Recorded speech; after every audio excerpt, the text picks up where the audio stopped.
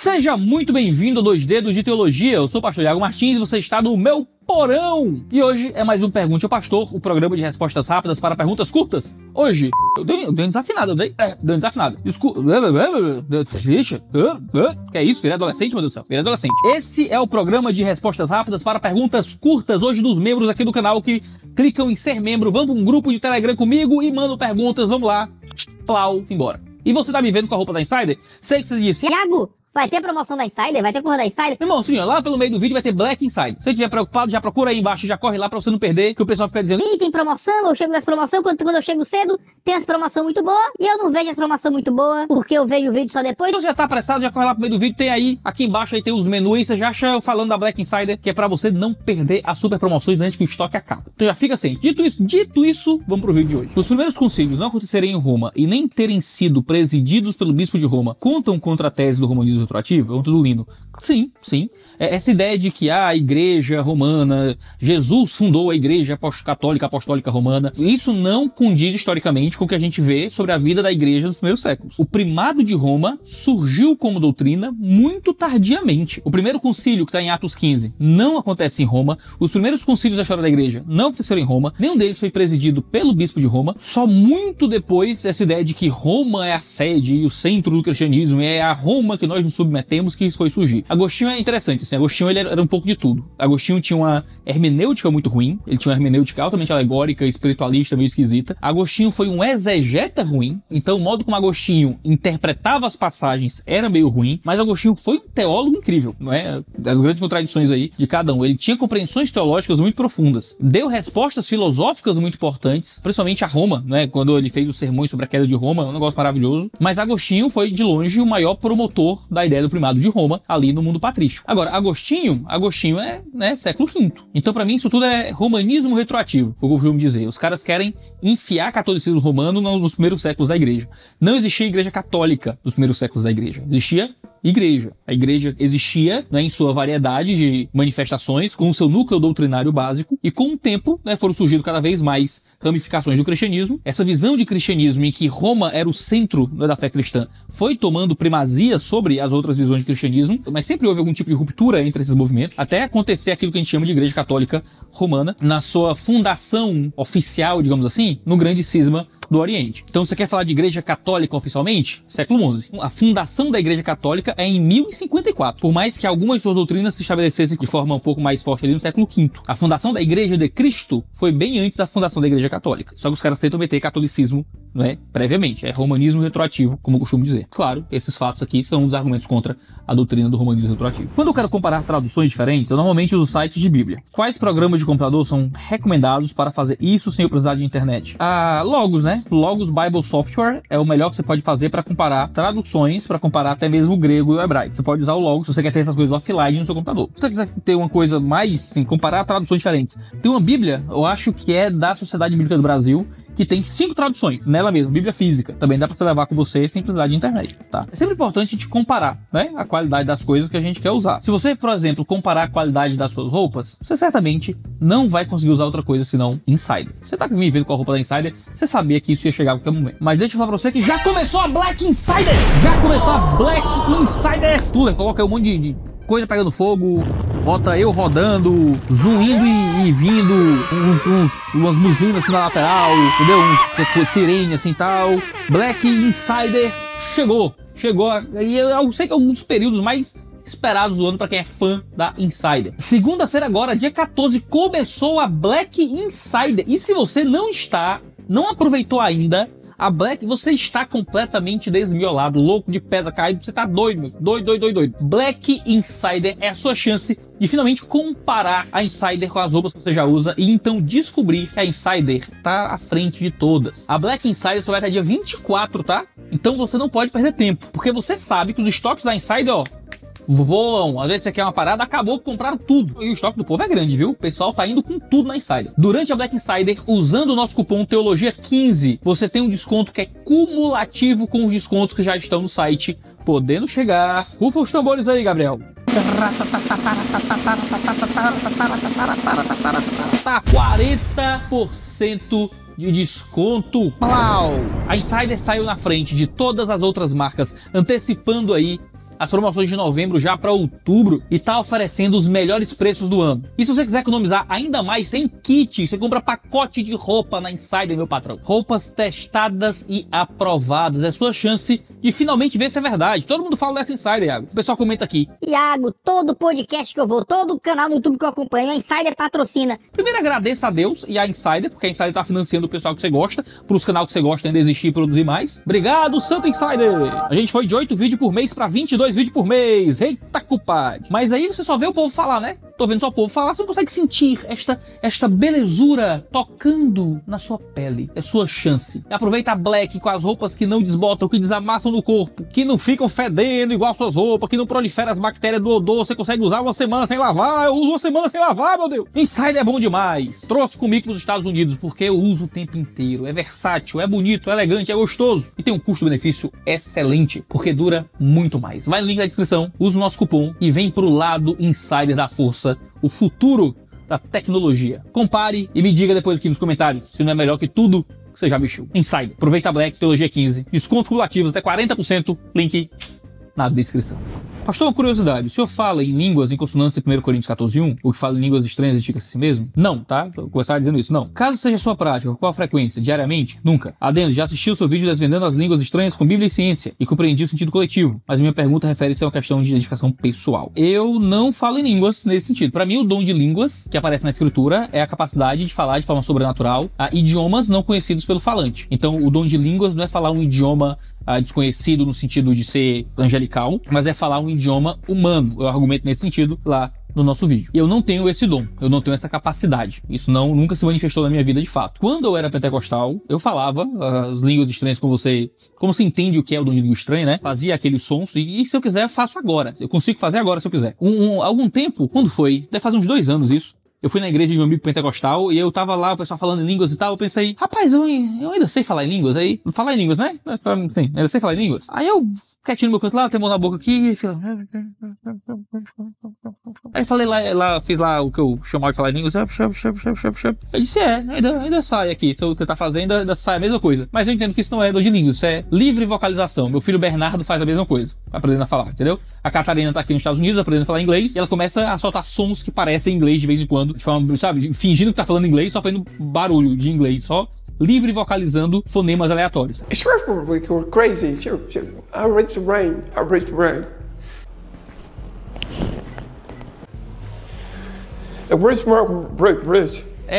Pra mim, é isso, é a mesma coisa, é livre vocalizar fonemas aleatórios. Eu não faço isso na minha rotina de oração, certo? Mas se eu tivesse a capacidade dada por Deus de orar em um idioma desconhecido por mim, eu faria isso sempre que possível na minha rotina de oração privada. Venho do meu pentecostal, em sequência aqui o tema, hein? E sempre foi muito comum ouvir que tem pessoas que sofrem um tipo de perseguição mais sobrenatural. Por exemplo, ver vultos, ver demônios. Até o que hoje conheço como paralisia do sono, já ouvi relatos de pessoas dizendo que isso era um tipo de batalha espiritual e que se sentia sufocada e ao conseguir falar ou pensar o sangue de Jesus tem poder, ou voltando ao normal. Enfim, esse tipo de experiência sempre é, na verdade, algo psicológico. Por exemplo, a paralisia do sono mesmo, ou talvez esquizofrenia. Ou também existe algo que é espiritual. E se existe como discernir entre elas. Como discernir entre elas é uma questão interessante, tá? Eu acredito que muitas dessas experiências são naturais, porque elas são tranquilamente explicadas pelo processo do nosso cérebro, tá? A paralisia do sono é um processo altamente explicável psicologicamente. Agora, processos que são naturais podem ser induzidos por forças sobrenaturais? Eu acho que sim. Então, paralisia do sono é uma coisa natural? É uma coisa natural que acontece.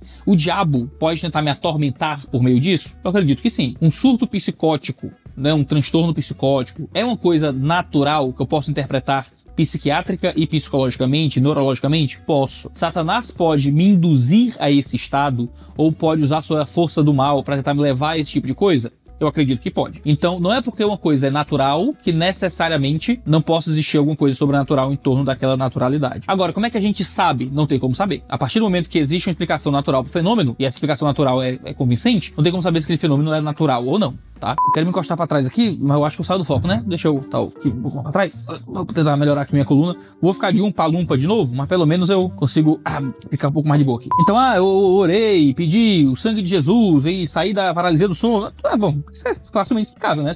A paralisia do sono vai parar a qualquer momento e você vai usar o recurso necessário para poder sair daquela situação em que sua consciência acorda, mas sua parte motora não acorda. A gente tem que tomar muito cuidado também, porque a gente às vezes espiritualiza fenômenos naturais ao ponto da da gente achar que Deus está falando por meio de um transtorno. Então, por exemplo, eu tenho colegas que alguns parentes têm transtornos psiquiátricos severos e eles acreditam que são profetas. Então o cara tem esquizofrenia e acredita que Deus é que tá falando com ele, certo? E aí é um problema muito sério, que a gente tem que tomar cuidado, porque quando você começa a ouvir a voz de Deus demais, e a voz de Deus começa a dizer coisas meio esquisitas, cara, aí é difícil como é que você convence o doido que não é Deus que tá falando com ele? Às vezes Deus pode estar falando com ele e a gente acha que ele é doido. Bom, se Deus tá falando com o profeta, a gente poderia entender, né, que aquilo que o profeta tá dizendo é factível. Agora, quando o profeta vem com uma série de mensagens completamente aleatórias, com coisas que são perigosas pra si e pros outros, a gente sabe identificar que alguém é doido, né? Mas o doido não sabe que é doido. O grande problema é que o doido não sabe que é doido. Como o doido não sabe que é doido, normalmente ele não sabe que é doido, aí o cara às vezes acha que Deus tá falando com ele. Eu, por exemplo, eu vejo muito vulto, entendeu? Sabe, você que é cearense, você vai entender o que eu vejo vulto. Então, mas eu sempre vejo o vulto na minha visão periférica. Eu nunca vejo de frente. Então, eu tô aqui de boa, aí eu vejo uma coisa passando aqui. Quando eu olho, não tem mais. Vai ter um pessoal que vai ficar nervoso me ouvindo falar isso, tá? Mas eu vejo muito isso, assim. E pra mim, é um fenômeno ótico apenas, sabe? Mas, assim, todos os dias da minha vida, todo dia da minha vida, eu vejo alguma coisa esquisita. Se eu tô dirigindo e eu acho que tem uma pessoa aqui. Quando eu olho, não tem mais. Eu tô em casa, eu vejo uma coisa, um movimento, uma pessoa. Quando eu olho, não é nada, entendeu? Isso pode ser o diabo querendo me atormentar, né? O diabo querendo... Cara, isso nem me assusta mais, entendeu? Nem... Pra mim, assim, é uma coisa natural, porque eu sei que isso acontece o tempo todo. Eu não sei o que é, se é um fenômeno óptico, se é por causa do... Se é o meu óculos, se é reflexo do óculos, sabe? Você vê em vulto também, você que tá me assistindo, me diga aí que eu não sou doido, nem atormentado pelo diabo. Você fica vendo vulto, de vez em quando, com frequência muito grande? E assim, vai começar os diagnósticos de YouTube, o Iago é esquizofrênico, não sou não, gente. Nunca ouvi vozes, tá? Nunca ouvi vozes, os vultos nunca falaram comigo, entendeu? E eu nunca vi nada que não estivesse lá, de forma, assim, eu olhei e está ali, tá aqui uma pessoa, e não tá aqui um ser, não é? Nunca eu foquei a minha visão em alguma imagem, alguma entidade que não estivesse presente no lugar. É sempre alguma coisa que é rápida, de passagem. É um negócio que eu acho que alguém, quando eu olho, não é nada. Sempre pela visão periférica. Será que meus olhos são semi-abertos ao mundo espiritual? Eu acho que é um fenômeno ótico normal. E no dia que esses vultos ou falarem comigo, ou esses vultos, eu conseguir olhar pra eles e vê-los, assim, de forma como se estivesse vendo alguém ou coisa assim, eu procuro um psiquiatra, não se preocupe. Eu tomo um antipsicótico tranquilo. Mas quando eu era recém-convertido, eu achava que eu via demônio, entendeu? Eu achava que isso era o diabo. De que essas coisas que apareciam, na verdade, era o capeta, era uma revelação do diabo. Eu tava vendo o mundo espiritual. Às vezes eu chegava num lugar, tava tudo de boa lá e tal, tava com meus amigos. Aí eu sei lá, passava um negócio aqui do meu lado, eu olhava, não tinha nada. Eu dizia, o diabo tá aqui. É você, Satanás. Estragava a pizza de todo mundo, a gente começava a orar pra expulsar o diabo, o povo só queria comer pizza, porque passou um negócio aqui e eu me fui convencido de que, sabe, esses vultos que eu fico vendo era o capeta, entendeu? Quando a gente olha pra escritura, a revelação de Deus, sejam anjos, sejam demônios, sejam forças espirituais, tudo era muito mais compreensível, muito mais visível. Samuel não sabia distinguir a voz que ele ouvia da voz de alguém o chamando. De fato. Lembra quando Deus chama Samuel? Ele não sabia distinguir, né? Pedro tem uma visão em que Pedro não consegue distinguir se aquilo era uma coisa de verdade ou não. Então, quando Deus se revelava na escritura, ou quando o diabo aparece, sempre é um tipo de interação muito mais profunda do que uma visão, uma luz, né? Eu vi um anjo, a pessoa tá no culto e diz, eu vi um anjo. Ela viu o quê? Ela viu, brilhou um negócio aqui em cima, que brilhou. Teve um brilho aqui no canto da minha visão. Eu vi um anjo. Cara, isso não é ver anjo, tá? Mas isso baseia muito no modo como a gente interpreta, né, o que é a revelação da espiritualidade. Eu acho isso uma porcaria, tá? Porque eu acho que isso não é bíblico. Dito tudo isso, como é que eu sei se essas coisas são bíblicas, são de verdade ou não, né? Eu costumo falar uma frase que eu falo muito aqui no YouTube, que eu só acredito em diabo que fala hebraico. Então como é que eu sei que realmente é cor do diabo? Como é que eu sei que é realmente uma coisa espiritual? Vai ter algum traço de sobrenaturalidade. Então, o rapaz tá endemoniado. Se ele tomar o remédio e o demônio sair, não era demônio, entendeu? Podia ser o diabo usando aquela condição pra perturbá-lo e tal, mas aquilo ali era uma condição que precisava de um remédio. Então assim, o cara tá endemoniado, ele tá voando, tá levitando, tá falando hebraico, não é? Tá girando a cabeça, o pescoço nem a menina do exorcista, tá subindo parede. Beleza, acredito que é o diabo. Eu já vi coisas sobrenaturais que era o diabo. Já tive pelo menos 2 experiências na minha vida em que eu posso dizer com tranquilidade que havia o diabo ali, o demônio, porque coisas sem explicação lógica possível aconteceram. Coisas humanamente impossíveis eu vi com esses 2 olhos que a terra há de comer. Vi coisas sobre-humanas, gente, né, fazendo coisas que eram humanamente, fisicamente impossíveis. Eu vi 2 vezes, certo? Na minha vida toda. Tenho vários colegas que são colegas próximos que também trazem vários relatos de coisas desse tipo. Então assim, tem algum traço sobre a naturalidade? Eu acredito que é do capeta. É alguma coisa que é muito explicável naturalmente?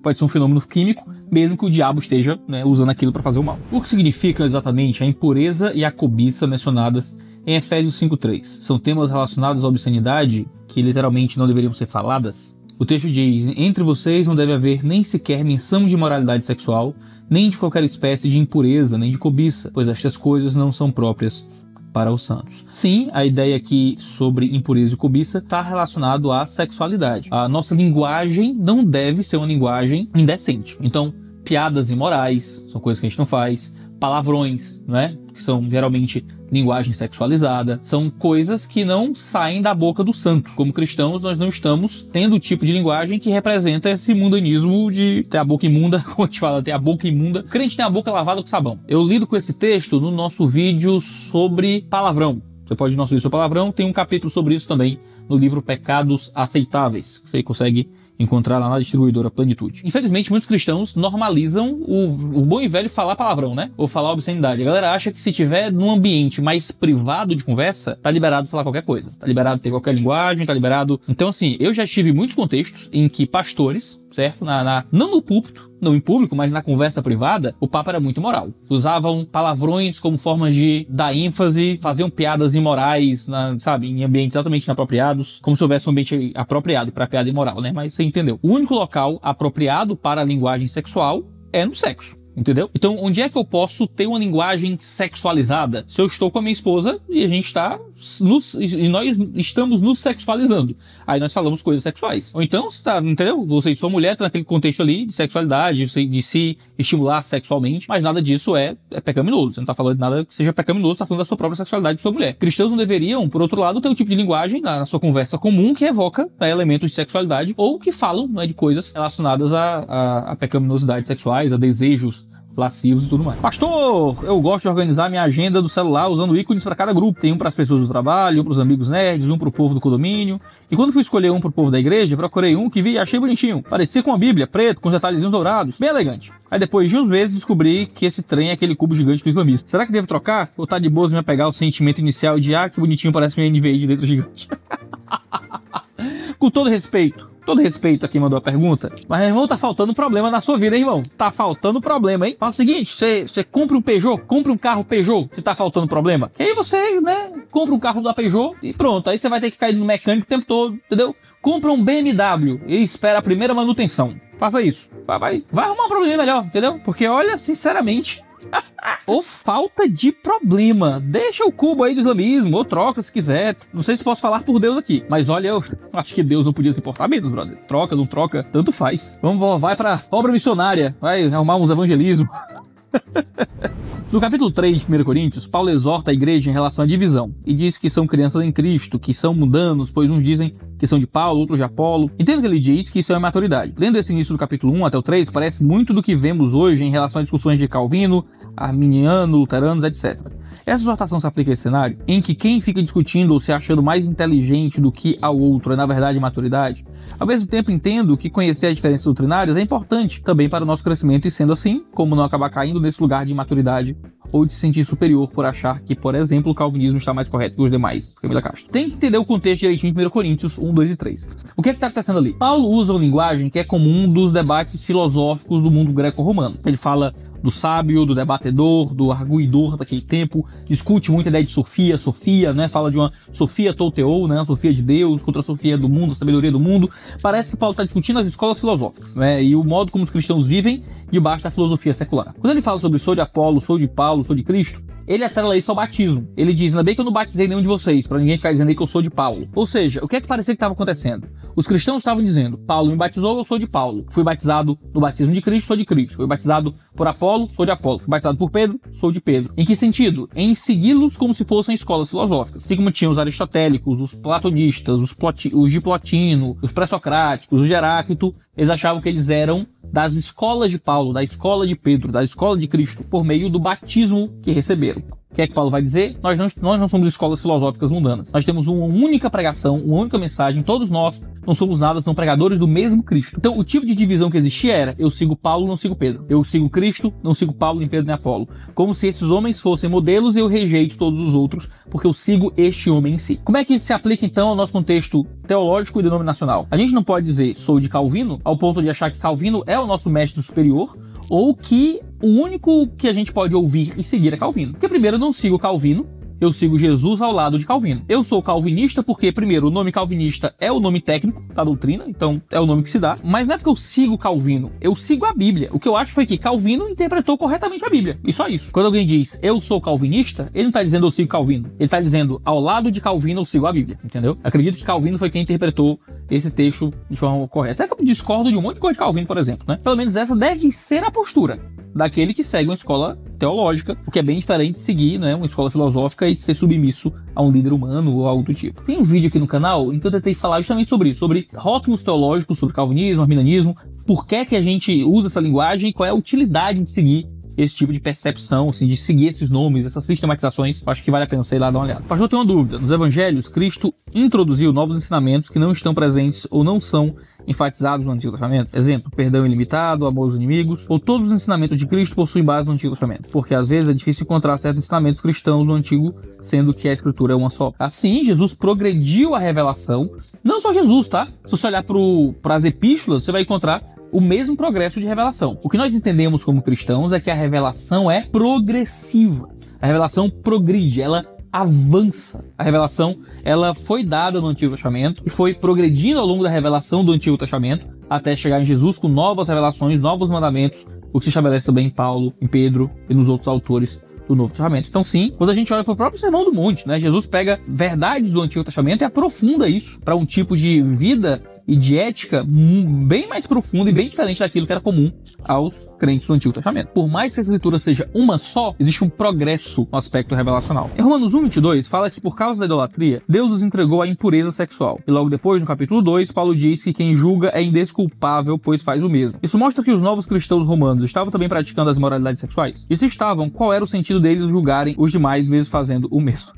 Camila, o nome disso é hipocrisia. Hipocrisia, né? Acho que a gente conhece muito bem, né? O que é hipocrisia. Eles julgavam. Provavelmente eles estavam cometendo os mesmos pecados que os gentios cometiam. Estavam cometendo pecados terríveis, seguindo muitas das práticas gentílicas, desonrando a Deus, e ainda julgavam os gentios fazendo a mesma coisa. Então sim, possivelmente eles caíam em pecados sexuais que eram comuns aos gentios, e eles julgavam os gentios por isso. Mas sim, quem vai dizer que não, né? Quem vai dizer que isso é uma coisa absurda, que a gente não vê isso acontecendo hoje em dia? Eu tava vendo no Twitter esses dias uns caras falando, essas mulheres, elas vão e vivem a vida que querem, se entregam nas baladas, na noitada e tal, e depois vão pra igreja, se arrependem e vão achar um homem pra poder pegar elas já com a quilometragem vencida, não sei o que. Os caras assim, falando mal de mulher que já teve um histórico sexual, e os mesmos caras falando coisa de pornô, comentando coisas com tons e vieses pornográficos e tal. E caraca, irmão, os caras são um bando de imoral, né? Um monte de indecente que julga os outros. É o cara que consome pornografia e julga a menina que tem OnlyFans, entendeu? Tá tudo errado, os dois estão errados. Ninguém deveria fazer pornografia, ninguém devia assistir pornografia. Mas aí o cara cai no mesmo tipo de pecado sexual e julga a pessoa que comete pecado sexual, entendeu? Só o que tem é gente hipócrita no mundo cometendo hipocrisia. A hipocrisia não é novidade, não. Bom, esse foi o Pergunte ao Pastor de hoje. A gente tem vídeo aqui toda segunda, quarta, sexta-feira, tem vídeo toda terça e quinta-feira lá no Mundo Cópia, tem vídeo aos sábados também, então não deixem de se inscrever no canal e assinar as notificações para ficar sabendo sempre que houver vídeo novo. Vai na Insider, aproveita a Black, não vai ser maluco de perder para não ficar chorando depois. Um cheiro no seu cangote. Eu te vejo no nosso próximo vídeo. Um abraço.